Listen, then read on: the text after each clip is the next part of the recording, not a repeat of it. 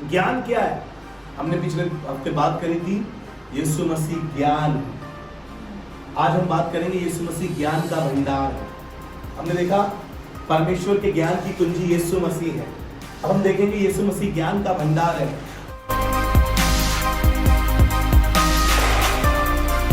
Praise the Lord. Praise the Lord. Hallelujah. Hallelujah. प्रभु का धन्यवाद करते एक बार फिर से असेंबली ऑफ बिलीवर चर्च बादली में आप सभी का स्वागत है। और आज फिर से हम एक अच्छी बात करेंगे। बीते हफ्ते जिस बात को हमने विराम दिया था उसी बात से फिर से स्टार्ट करेंगे कि ज्ञान क्या है। Praise the Lord. आप समझ सकते हैं हमने पिछले हफ्ते बहुत सी बातें करी इस विषय में ज्ञान का है क्या है, और हमने इस बात को इस तरीके से सीखा यीशु मसीह परमेश्वर के ज्ञान की कुंजी है। यीशु मसीह परमेश्वर के ज्ञान की कुंजी है। हमने बहुत सी बातें बीते हफ्ते में सीखी है, लेकिन आज कुछ नई बातें सीखेंगे। जैसे हमने बीते हफ्ते भी बताया था कि शारीरिक ज्ञान भी है, संसारिक ज्ञान भी है और शैतानी ज्ञान भी है। हमने अब तक सिर्फ दो ही ये तीन ज्ञान के बारे में बहुत चर्चा सुनी है, बहुत सुना है, बहुत सीखा है। संसारिक ज्ञान के लिए हम बच्चों को कॉलेज भेजते हैं, स्कूल भेजते हैं, फर्क ट्रेनिंगों में भेजते हैं ताकि किसी तरीके से संसार का ज्ञान इनके पास इनफ हो जाए, समझ जाए, सीख जाए। इसीलिए तो हम स्कूल भेजते हैं, इसीलिए तो हम कॉलेजेस भेजते हैं कि ये बुद्धि में सीमित ना रहे वरन असीमित ना रहे वरन सीमित हो जाए, इसकी बुद्धि बड़ी हो सके। अब जैसे मान लीजिए अगर बच्चा आपका बड़ा हो गया है और उस पे ज्ञान ना हो, उस पे बुद्धि की बात ना हो, फिर अजीब लगता है बच्चा। आपने बहुत सी मूवियों में देखा होगा कि शरीर से बहुत बड़ा है लेकिन नादानी वाली बातें करता है, मूर्खता की बातें करता है, अज्ञानता की बातें करता है। आपने रियल में भी देखा होगा अपने पड़ोस में, अपने किसी रिश्तेदार में कि वो मैच्योर तो हो गया है लेकिन फिर भी वो नादानों की बातें, नादानों की बातें करता है, अज्ञानता की बातें करता है और ऐसी बातें करता है जिसका कोई सर पैर। तुम बड़े तो हो गए हो लेकिन तुम में समझ की अभी भी कमी है, तुम में अभी भी ज्ञान की कमी है। तुम बहुत बड़े हो लेकिन तुम में वो बातें नहीं है। हाँ, तुम्हारी शादी हो गई है, हाँ तुम्हारे बच्चे हो गए, उसके बाद भी तुम अज्ञान हो, अज्ञानता की बातें करते हो। इसीलिए बखेड़ा होता है, इसीलिए खराबी होती है। पड़ोसी तुम्हें पसंद नहीं करता, पति तुम्हें पसंद नहीं करता, पत्नी तुम्हें पसंद नहीं करती। मालूम है क्यों? क्योंकि अज्ञानता की बातें करते हो। जब करते हो ऐसी बातें करते हो जिससे सर फूट जाए, जब बोलते हो ऐसा बोलते हो कि जिससे प्रॉब्लम क्रिएट हो जाती है। आज हम सीखेंगे स्वर्गीय ज्ञान और ईश्वरीय ज्ञान। Praise the Lord. फिर से सीखेंगे इन पांचों विषयों में मैं रुक रुक कर कुछ जगहों पर आपसे रुक रुक कर बातें करूंगा कि हम संसारिक ज्ञान हमने बहुत देखा, शारीरिक ज्ञान जो शरीर के अनुसार हमें मिलता है, और शैतानी ज्ञान तो हम दूसरों के बच्चों को तो हमेशा आपने देखा होगा ना, जब पड़ोसी खिलाता है ना, तो वो इतना प्यार करता है, बहुत प्यार करता है, लेकिन वो कहीं ना कहीं तुम्हारे बच्चे को शैतानी ज्ञान दे देता है, गाली सिखा देता है। ये है शैतानी ज्ञान। जब आपका जवान बच्चा बड़ा हुआ और आपने उसे यूं ही रात को जाने छोड़ दिया, किसी के साथ भी रहने दिया, उसकी दोस्ती पे कभी निगाह नहीं रखी, तो बच्चा कब दारू पीने लग गया, शैतानी काम कब उसके अंदर घुस गए, वो कब झूठ बोलने लगा, वो लड़की कब स्कूल से बंक मारने लगी, आपको मालूम ही नहीं चला। क्योंकि आपने उसको ईश्वरीय ज्ञान के बारे में, आपने उसको स्वर्गीय ज्ञान के बारे में, कभी परमेश्वर के ज्ञान की कुंजी के बारे में उन्हें बताया नहीं आपने। प्रॉब्लम यहां हो गई। अब जब बच्चा बड़ा हो गया है, अब जब बच्चा मुंह चोरी करने लगा है, अब जब बच्चा जवाब देने लगा है, अब जब बच्चा खड़े होकर सामने सिगरेट पीने लगा है, अब जब बच्चा रात को झूमता हुआ आता है, लहराता हुआ आता है, क्योंकि हमने उसको सांसारिक ज्ञान बहुत दिया था, उसने शारीरिक ज्ञान बहुत प्राप्त कर लिया, लोगों ने उसको शैतानी ज्ञान भी बता दिया, क्योंकि मैंने कभी उसको स्वर्गीय ज्ञान के बारे में बताया नहीं, कभी यीशु से मिलवाया नहीं, कभी चर्च लेकर आया नहीं, कभी चर्च में दर्शन कराया नहीं, और छोड़ दिया कि जाओ बेटा किताबों से ज्ञान हासिल करो, संसार से ज्ञान हासिल करो, ऊंचे ऊंचे ओहदों पर जाओ, ऊंची ऊंची जगहों पर बैठ जाओ, ऊंची ऊंची पोस्टों पर बैठ जाओ।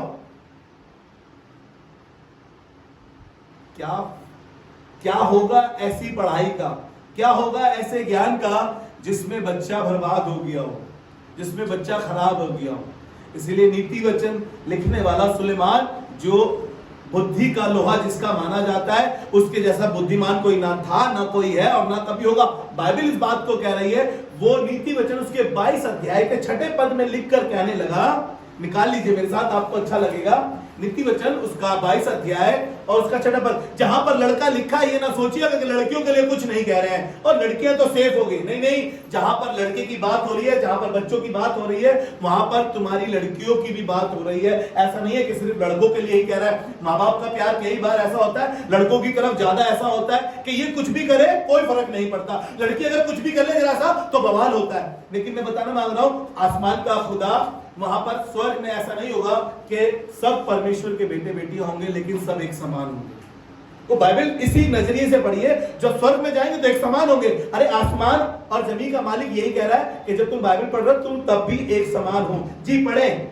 लड़के को उसी मार्ग की शिक्षा दे, लड़के को उसी मार्ग की शिक्षा दें जिसमें उसको चलना चाहिए। मैं कहता हूं, देखिए, बच्चों को उसी मार्ग की शिक्षा दें जिसमें उन्हें चलना चाहिए। Praise the Lord. आपने कौन से मार्ग की शिक्षा दी है? कौन से ज्ञान की कुंजी उसको पकड़ा दी है? एग्जाम आया, उसने बोला कि मम्मी मेरा एग्जाम है 10th का, मुझे वो कुंजी दिला दी जिसमें आंसर होते हैं। आपने दिला दी। उसने उसको कभी जीवन की कुंजी नहीं दी, उसको जीवन की जानकारी नहीं दी, कभी उसके हाथ में बाइबल नहीं पकड़ाई। और करीब कई माँ बाप और तो और कई माँ बाप मैंने देखा है बच्चों से ये कुंजी भी छीन लेते हैं। क्या मिलेगा इस बाइबल से तुम्हें? 100 दिन बाइबल में लगे रहते हो, क्या देगी ये तुम्हें खाने को?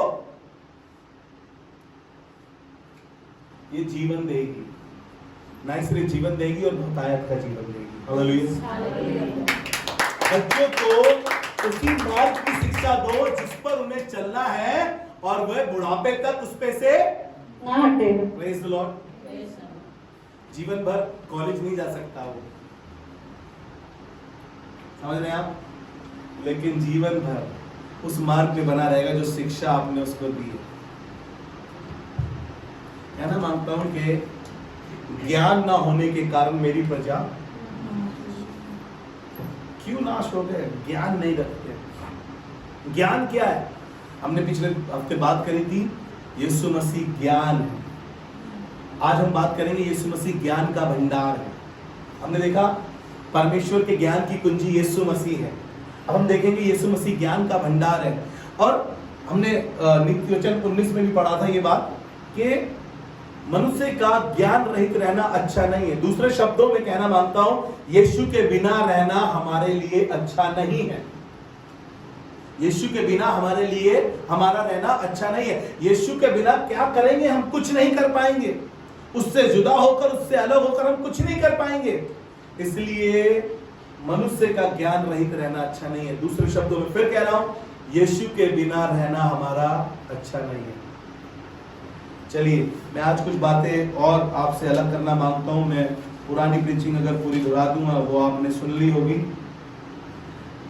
मेरे साथ निकालिए भजन 14 अध्याय और उसके पहले पद से 4थे पद तक पढ़ेंगे। भजन संहिता उसका 14 अध्याय और उसका पहला पद। और मूर्ख ने अपने मन में किया। ध्यान से सुनिए, हम ध्यान से सुनिएगा। ये अज्ञात व्यक्ति है, अज्ञानता की बातें कर रहा है और ज्ञान की बातें नहीं कर रहा। और कह रहा है मूर्ख ने अपने मन में कहा कोई परमेश्वर है ही नहीं। Praise the Lord. ये अज्ञान व्यक्ति है, ये अज्ञात व्यक्ति है, इसे कुछ मालूम नहीं है। ये कह रहा है मूर्ख ने कहा कोई परमेश्वर नहीं है।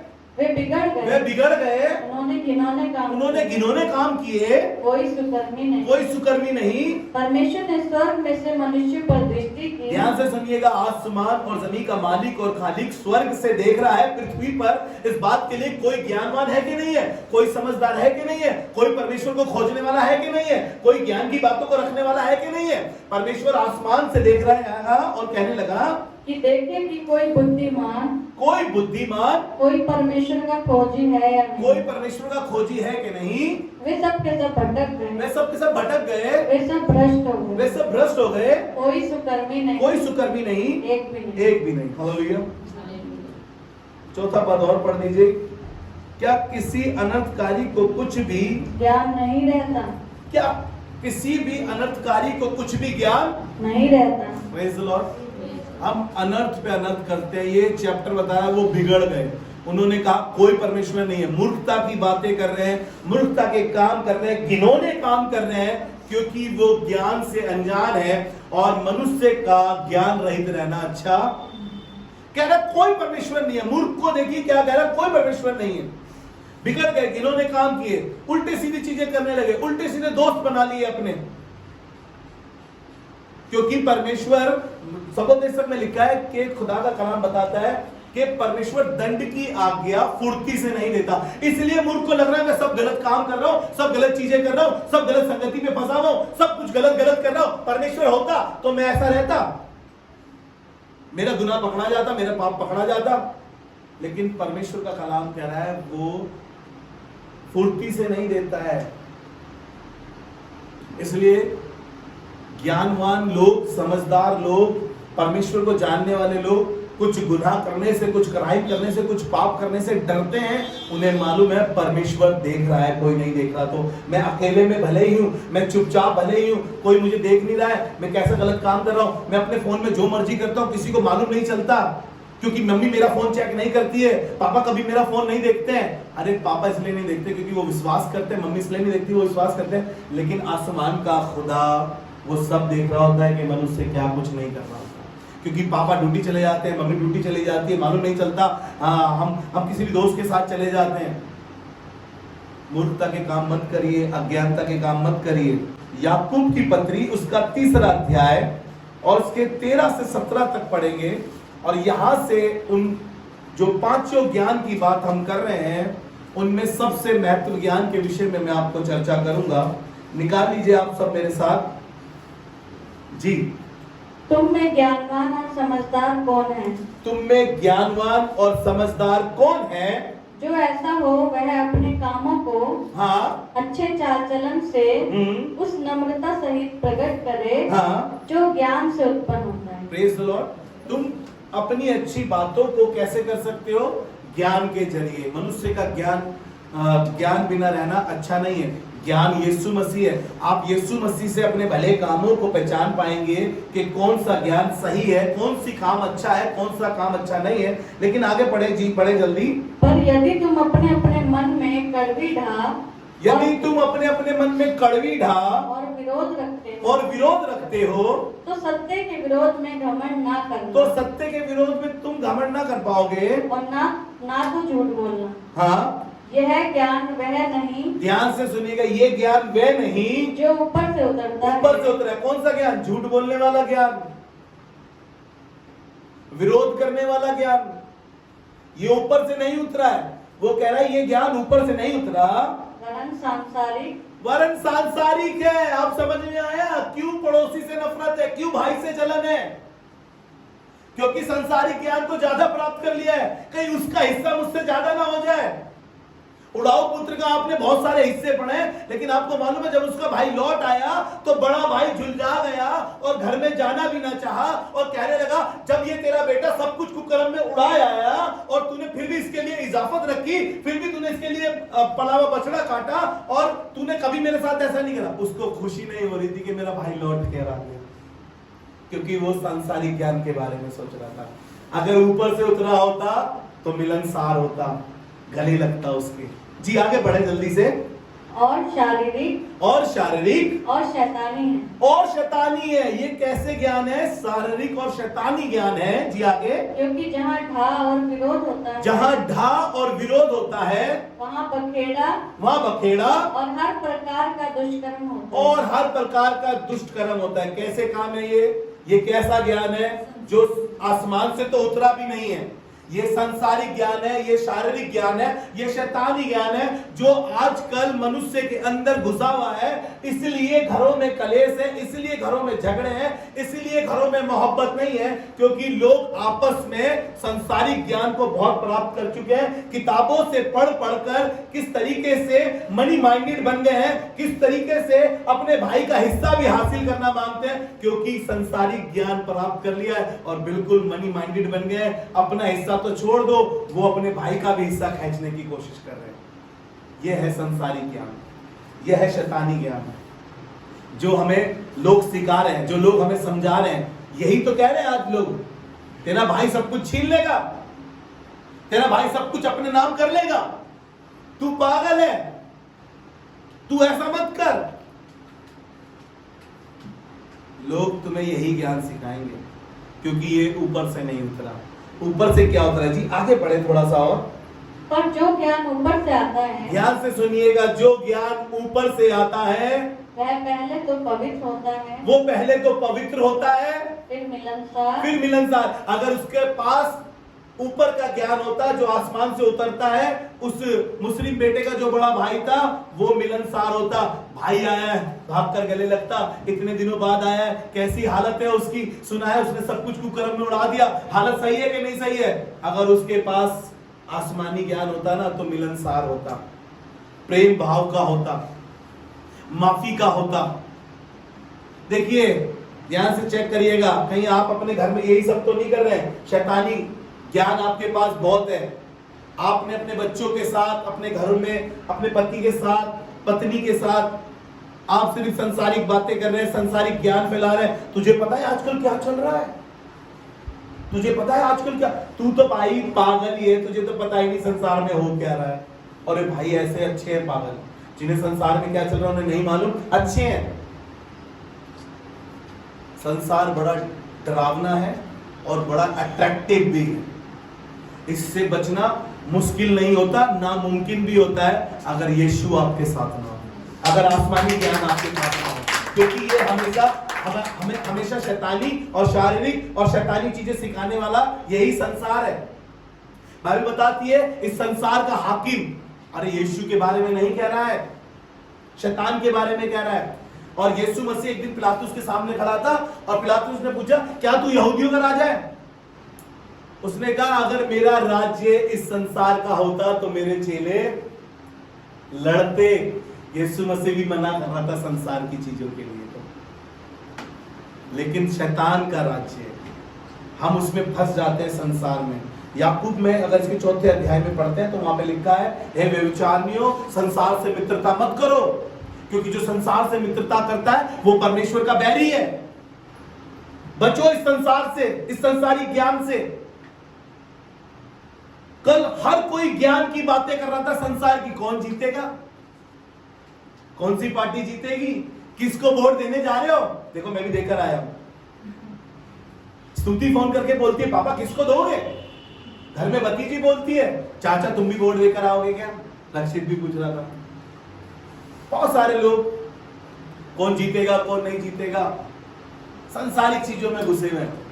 ये नहीं पूछ रहे, बेटा तू चल चर्च चलेगी, कल चर्च चलेगी, तूने बाइबल पढ़ी है, इबादत में आओगे? नहीं, कोई मतलब नहीं है, कोई मतलब नहीं है। संसारिक बातें चाहिए हमें, संसारिक चीजें चाहिए हमें। जी आगे पढ़े। जो ज्ञान ऊपर से आता है, जो ज्ञान ऊपर से आता है वो मिलनसार, कोमल, कोमल और मृदु भाव, और दया, और अच्छे फलों से लदा होता है। ये ज्ञान देखिए, कोई भाड़, अरे मर रहा है, मरने तो हमें क्या मतलब है, भाड़ में जाए हमारी तरफ से, है ना। लेकिन आसमानी ज्ञान होगा, आसमानी चीजें होगी तो मिलनसार होगा, दया से भरा होगा। यीशु मसीह ने कहा, मुझे इस भीड़ पर तरस आता है, ये 3 दिन से मेरे साथ चलती है, इन्हें खाने को दो। उसको अंधे पर दया आई, उसको लंगड़े पर दया आई, उसको उस व्यभिचारिणी स्त्री पर दया आई, क्योंकि वो आसमानी ज्ञान से भरा था, क्योंकि वो ऊपर के ज्ञान से आया था, क्योंकि वो परमेश्वर के ज्ञान की कुंजी है। और क्या ज्ञान है क्या? चलो इससे पहले मैं आपको एक जगह ले चलूं, मैं आपको ज्ञान से मिलवाऊं ज्ञान है क्या। कुलुस्सियों की पत्री उसका 2रा अध्याय और उसका 3रा पद पढ़ लीजिए। कुलुस्सियों की पत्री उसका 2रा अध्याय उसका 3रा पद पढ़ रहे हैं, सब निकाल लीजिए। बुद्धि और ज्ञान से सारे भंडार छिपे हैं, जिसमें बुद्धि और ज्ञान के सारे भंडार छिपे हैं। हालेलुया। यीशु मसीह आसमान से उतरी स्वर्गीय कुंजी, परमेश्वर के ज्ञान की कुंजी वही है जिसमें ज्ञान के भंडार छिपे हैं। जितना यीशु के पास जाओगे मालूम है किताबें पढ़ने से आपको सांसारिक नॉलेज मिल जाएगी, सांसारिक ज्ञान मिल जाएगा। लोगों के पास बैठने से, शारीरिक लोगों के साथ बैठने से आपको वो ज्ञान मिल जाएगा जो शरीर के लिए है, लेकिन आत्मिक लोगों के पास बैठने से, आध्यात्मिक लोगों के साथ बैठने से, खुदा के लोगों के साथ बैठने से आपको ये ज्ञान प्राप्त हो जाएगा। हालेलुया। इसका ज्ञान लोग चर्च में 2 घंटा तो बैठना पसंद करते हैं, उसके बाद लोगों को अच्छा नहीं लगता है। लोगों लगता है कि यार कब छूटे, कब भागे। कुछ बच्चों को मैं देखता हूं, कुछ बच्चों को मेरे साथ रहना अच्छा लगता है। वो मैं कोई सांसारिक बातें थोड़ी कर रहा होता हूं उनके साथ, या हमेशा उन्हें खिलाने ही ले जाता हूं मैं, नहीं, बाइबल की ही बातें कर रहे होते हैं, किसी तरीके से खुदा आप ये तेरी बातों को समझ सके। हालेलुया। चलिए जल्दी से अब आ जाइए अय्यूब की पुस्तक, उसका 38 अध्याय और उसके पहले पद से पढ़ेंगे। परमेश्वर ने अय्यूब से बातें करके कहा, ये कौन है अज्ञानता की बातें कर रहा है, ये कौन है जो मूर्खता की बातें कर रहा है। क्योंकि मनुष्य ने अपने मन में कहा कोई परमेश्वर नहीं है, अज्ञानता की बातें कर रहा था। और अय्यूब बहुत बढ़िया था, बहुत सब चीजें बढ़िया थी, ना जाने अचानक से क्या हो गया। शारीरिक लोग आके इसको शारीरिक ज्ञान दे रहे थे, अगर देख तू सही होता तो तेरे साथ क्या ऐसा होता, तेरे पे इतनी विपत्तियां आती। इसके दोस्त आए होंगे, है ना, 3 दोस्तों के बारे में लिखा है, और भी बहुत सारे लोगों ने कहा होगा इससे कुछ ना कुछ, तो इसकी बुद्धि भी थोड़ी सी करप्ट हो गई, स्विच कर दी लोगों ने आगे। कई बार आपके साथ होता है ना, वो बड़ी आंटी हमारी बोलती रहती है, जब वो हमें समझा के गई हमारे बच्चे के बारे में, तो हमें समझ में आ गया यार सही कह रही है, इसको ताले में बंद करके रखो, ये लड़का इसे हॉस्टल भेज दो। हॉस्टल से और बिगड़े लोकर आया, लड़की को जितने ताले में रखा, और जब पक्षी छूटता है ना पिंजरे से, तो वो इतना ऊंचा उड़ता है किसी के हाथ में नहीं आता। ये यहां पर ये व्यक्ति बात करने लगा, और अय्यूब 38 अध्याय उसके पहले पद को जब हम पढ़ रहे हैं, परमेश्वर इससे कह रहा था, जब ये सांसारिक बातें करने लगा, उल्टी सीधी बातें करने लगा, तो परमेश्वर ने इससे कहा पहले तो तू कमर कस, अब मैं तुझसे पूछना शुरू करूंगा। जी पढ़े।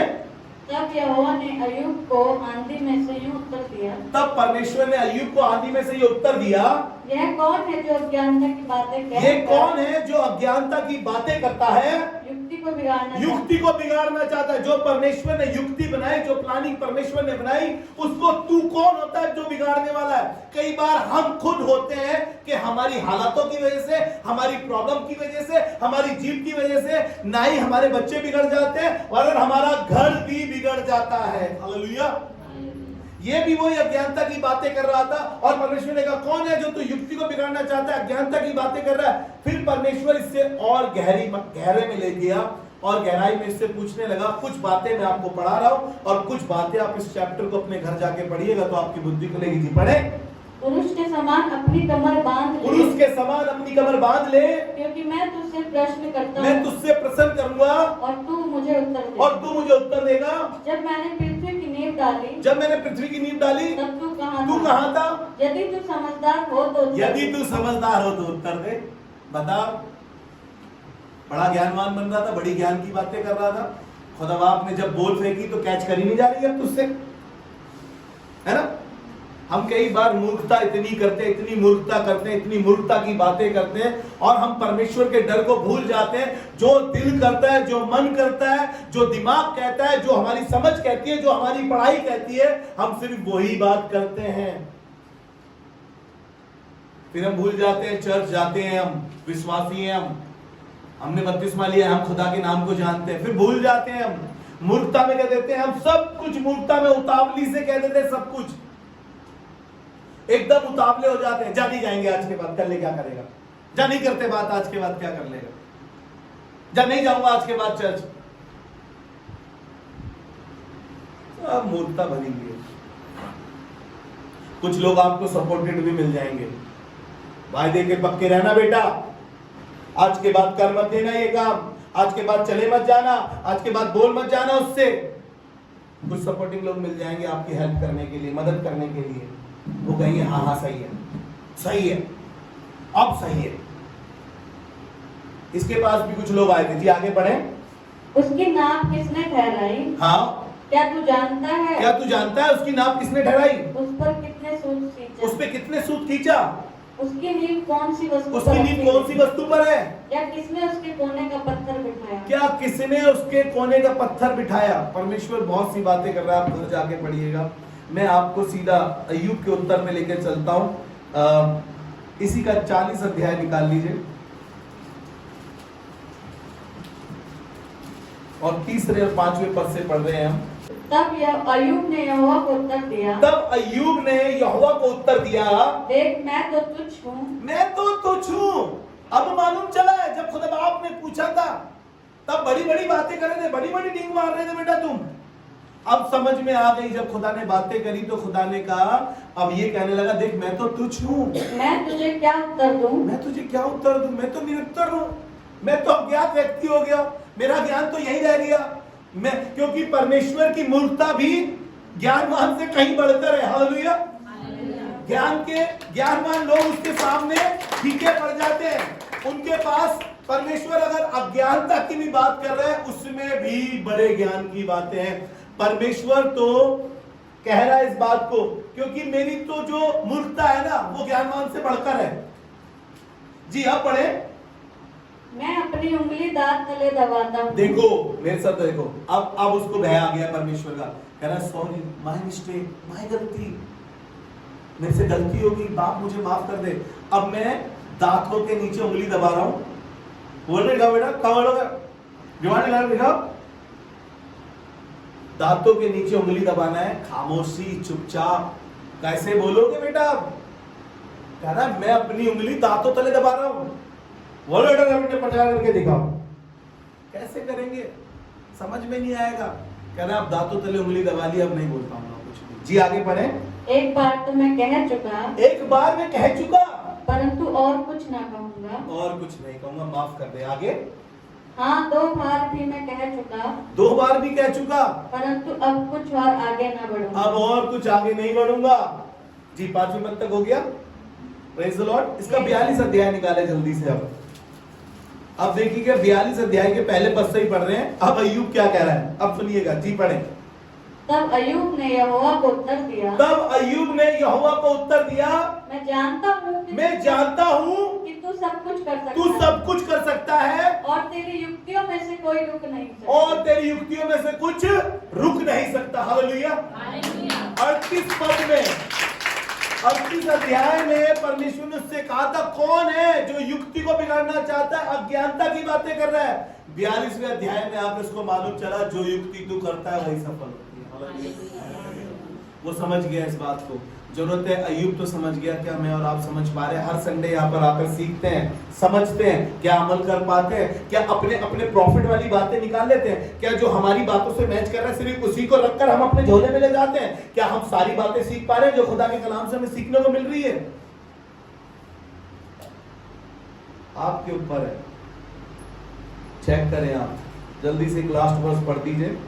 मरकुस उसका 6ठा अध्याय, उसके पहले पद से ही पढ़ रहे हैं। मरकुस की पुस्तक उसका 6ठा अध्याय और उसके पहले 3रे पद से पढ़ रहे हैं। आपको मालूम होगा यीशु मसीह जब 12 साल का था, और लिखा है कि वो अपनी रीति के अनुसार आराधनालय में गया और उसने यशाया भविष्यद्वक्ता की किताब उठाई और पढ़ने लगा, और पढ़ते पढ़ते उसने वो हिस्सा निकाला जहां पर लिखा है कि परमेश्वर ने मेरा अभिषेक किया है कि मैं सुसमाचार सुनाऊं, जो अंधे हैं, जो कैदी हैं, उनको छुटकारे का सुसमाचार सुनाऊं। जब लोगों ने, विद्वान लोगों ने, ज्ञानवान लोगों ने, फरीसी लोगों ने, सदूकी लोगों ने, जो बड़े बड़े चोले पहनते थे, उस 12 साल के लड़के को देखा और कहने लगे ये ज्ञान की बातें इसके पास कहां से आई? ये ज्ञान की बातें इसके पास आई कैसे आई? क्या ये मरियम का बेटा नहीं है? क्या ये यूसुफ का बेटा नहीं है? क्या इसके भाइयों को हम जानते नहीं? क्या इसकी बहनें हमारे साथ ही नहीं रहती थी? क्या इसके भाई हमारे साथ नहीं रहते थे? ये ज्ञान की बातें उसके पास कहां से आई? क्योंकि यीशु मसीह परमेश्वर के ज्ञान की कुंजी है। हालेलुया। क्योंकि यीशु मसीह परमेश्वर के ज्ञान की कुंजी है। जी निकाल लिया आपने, जल्दी से निकाल लिया तो पढ़ दीजिए 6वां अध्याय, उसके पहले पद से पढ़ रहे हैं। वहाँ से निकल कर वह अपने देश में आया, वहाँ से निकलकर वो अपने देश में आया और उसके चेले भी उसके पीछे गए, और उसके चेले भी उसके पीछे गए। सबत के दिन वह आराधनालय में उपदेश करने लगा, शब्द के दिन में वो आराधनालय में उपदेश करने लगा, और बहुत से लोग सुनकर चकित हुए, और बहुत से लोग सुनकर चकित हुए और कहने लगे इसको ये बातें कहाँ से आ गई, इसको ये बातें कहाँ से आई, ये कौन सा ज्ञान है, ये कौन सा ज्ञान है। हालेलुया। वो कहने लगे ये कौन सा ज्ञान है। यीशु मसीह ज्ञान के भंडार की कुंजी है और लोगों ने देख लिया ये कौन सा ज्ञान है। हालेलुया। आपको कहना मांगता हूं यीशु बिना जीवन जीना बेकार है, अधूरा है। आप सब, मैं कह रहा हूं हाई से हाई एजुकेशन कर लीजिए, बड़े से बड़े कॉलेजेस चले जाइए, बड़े से बड़े डिग्री डिप्लोमे ले आइए, और आपके पास यीशु नहीं है तो आपका जीवन अधूरा है। कराइए अपने बच्चों को, मना नहीं कर रहा हूं, संसार की सबसे टॉप क्लास में, टॉप स्कूल में पढ़ाए, टॉप कॉलेजेस में ले जाए, अगर आप खुदा के घर की शिक्षा उसे नहीं दे रहे, अगर आप उसको खुदा के घर के बारे में नहीं बता रहे, मैं तो कहना मांगता हूं अपने घर जाकर भजन संहिता 84 पढ़िएगा और उन 2 चिड़ियाओं से सीखिएगा। आपके और मेरे लिए एक सीख है, वो सुपा बेली और गोरैया 2 छोटी सी चिड़िया है, वो 2 छोटे से पक्षी हैं और वो इतने समझदार हैं, इतने बुद्धिमान हैं, उनको मालूम चल गया ज्ञान का भंडार यीशु मसीह के पास है, ज्ञान की बातें यीशु मसीह के पास है, सेफ्टी यीशु मसीह के घर में है। वो इस बात को समझ गई और कहने लगी, सुपा बेली और गोरैया ने खुदा के घर में घोंसला बना लिया जिसमें वो अपने बच्चों को, हालेलुया, कहना मांगता हूं अपने बच्चों को, जैसे अभी आपने गवाही सुनी, मुझे बड़ा अच्छा लगता है जब मेरे बच्चे चर्च में होते हैं। सिस्टर कमलेश यहाँ पर खड़े होकर बोल रही थी, है ना, क्योंकि इस माँ को मालूम चल गया था चिड़िया को कि मेरे बच्चों के लिए खुदा के घर से अच्छा कोई घर और नहीं। ज्ञान अगर सीखना मांगते हैं, आप चाहते हैं कि आपके बच्चे ज्ञानवान हो, क्योंकि बाइबल ये बताती है कि जिसके पास परमेश्वर का पुत्र है उसके पास जीवन है, और जिसके पास परमेश्वर का पुत्र नहीं उसके पास जीवन भी नहीं। अपने बच्चों को खुदा के घर में लगा के रखें, अपने बच्चों को बाइबल पढ़ने के लिए उत्साहित करें। अपने बच्चों से रूडली बोलना, गाली देना, गंदी बातें बोलना, गंदे कमेंट्स करना छोड़ दीजिए, खुद भी बाइबल से बातें करें। बाइबल तो ये बताती है जब बोलो ऐसा बोलो जैसे परमेश्वर का। मम्मी आपसे कह रहा हूँ, पापा आपसे कह रहा हूँ, बेटा तेरे से कह रहा हूँ, पत्नी तुमसे कह रहा हूँ, पति तुमसे कह रहा हूँ, समझिए बात को। जब बोलो ऐसा बोलो जैसे परमेश्वर का। आइए दुआ मांगे खुदावंद से। तो बाप धन्यवाद करते हैं, शुक्रगुजारी करते हैं, कलीसिया में आप ही हमारे चरवाहे हैं प्रभु, और इस कलीसिया में किसी भी बात की घटी नहीं है परमेश्वर प्रभु। आप जवाब तेरे कलाम में लिखा है ज्ञान के ना होने से मेरी प्रजा नाश होगी प्रभु। हम नहीं चाहते कि किसी भी प्रकार से कलीसिया में कोई परिवार का सदस्य नाश हो, लेकिन खुदावंद तेरे ज्ञान की बातें उनके पास हो प्रभु। इतनी बुद्धि से भर, जब गलतियां हो जाए तो खुदा बाप घर तबाह ना हो, बच्चे बिगड़ेल ना बने, लेकिन खुदा बाप उनके पास वो ज्ञान हो जिस ज्ञान से वो समझा सके।